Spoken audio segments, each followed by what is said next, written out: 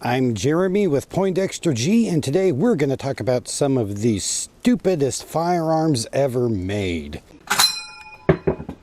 Now, there have been a lot of really dumb firearms made over time, and a lot of these usually have some pretty decent ideas behind them.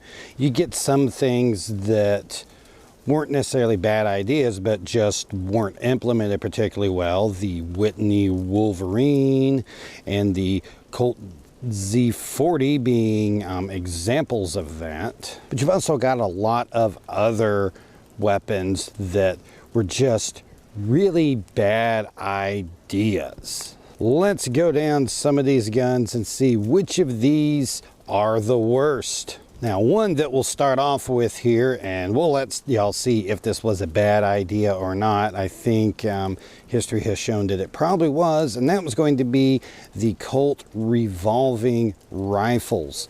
Basically, a revolver is a really good idea with a pistol. Why not do that with a rifle? Well, there's some things that didn't really work well with that. When you tried to start putting rifle level power out of your ammunition and those things, they really just weren't holding up well. You had like massive concussion that's just like way too close to the face for a lot of people. And with really big loads, they're having trouble stopping the chain fires on there. So that's why I'm kind of throwing this in there as an honorable mention to see if it really is as bad as a lot of people said it was. We'll start our list with the Dardick. Now, the Dardick is a magazine fed revolver.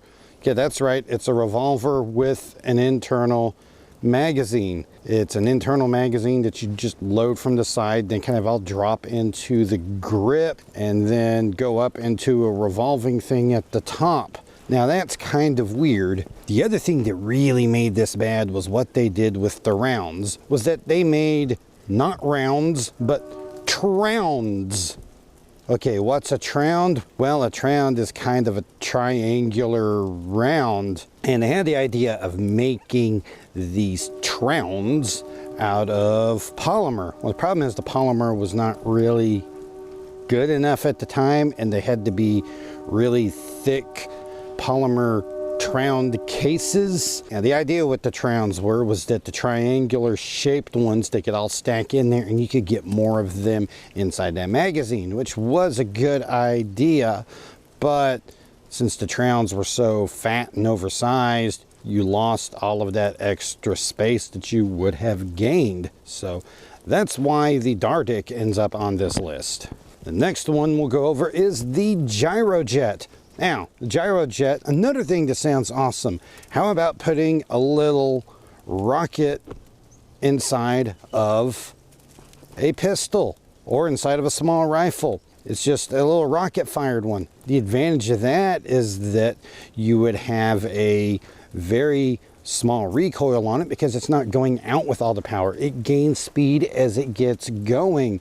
So all of that recoil isn't there on you. And they had the thrust coming off of it in a way to give it a spin and help it get going. Well, there ended up being a lot of reliability problems. They didn't necessarily spin quite like they were supposed to keep their ballistic spin. And they were also really expensive. And the whole thing just kind of fell apart and failed because it just wasn't a practical idea. It was a little too sci-fi of an idea, honestly. The next one is the Liberator Pistol. So what was the Liberator? Well, the Liberator was meant to be a cheap little stamped pistol that you could make. It was a little single shot 45 caliber thing. What was this for? This was for World War II, so that you could get a bunch of these and drop them over an area, let's say France, where you got a lot of people that are wanting to fight off the Nazis, and you could just drop a bunch of these and then they would have a gun. And the idea is you would use the Liberator to kill a dude and take his gun and get a better gun. They spent a lot of money on these things. They dropped a bunch of them in there, and there is like nigh on any evidence that these things were ever like used at all, because they pretty much suck, man. It's just a bad idea. And is it better than no gun? Maybe. The next one on the list will be the turret revolver. You see these both made by Cochran and Porter. Oh yeah, you can't make a revolver with an automatically revolving cylinder because Sam Colt has the patent on that. What do you do? Well, there were a number of different ideas. There was the pepper box, which was multiple rotating barrels. But if you don't want to do that, what else you could do? Well, someone decided, let's change the axis that it's rotating on. And instead of having a cylinder that turns like this, let's make a disc that turns like this. And there's just rounds in it loaded every direction. Well, the problem with that is that you have live ammunition pointed literally every direction, including yourself. And in an age with percussion cap revolvers where you had a high probability for chain fire, I think you can see why this would be a terrible, terrible idea. I would not want to ever shoot one of these. Maybe like one chamber, the forward pointing one loaded, but not like any of the others. I mean, holy crap. That's kind of insane. The last one on the list is going to be the 333 Thunderstruck. It's got an awesome AC/DC reference in the name. What is this thing? Well, this is a dual-barreled revolver where you have sets of chambers lined up to go around on there. Okay, well this seems like a pretty good idea, and this one might not actually be a bad idea. This goes back to implementation. This thing is implemented horribly. Now, two rounds of 22 Magnum coming out at the same time. I mean, that could be a pretty good idea, but their biggest issue is quality control.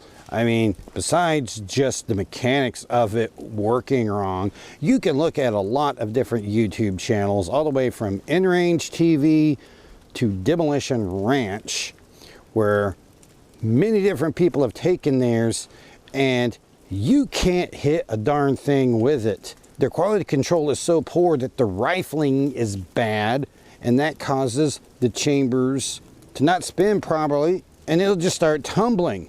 And the problem is that when you have two bullets flying next to each other, when one of them starts tumbling, it makes the other one go awry.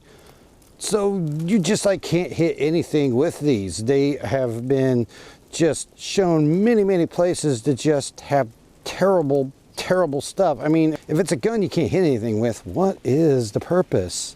So that's my list of really bad guns. There's a bunch of other ones out there. Let me know any others that you think really needed to be on this list, or if you want to be a defender of one of these guns.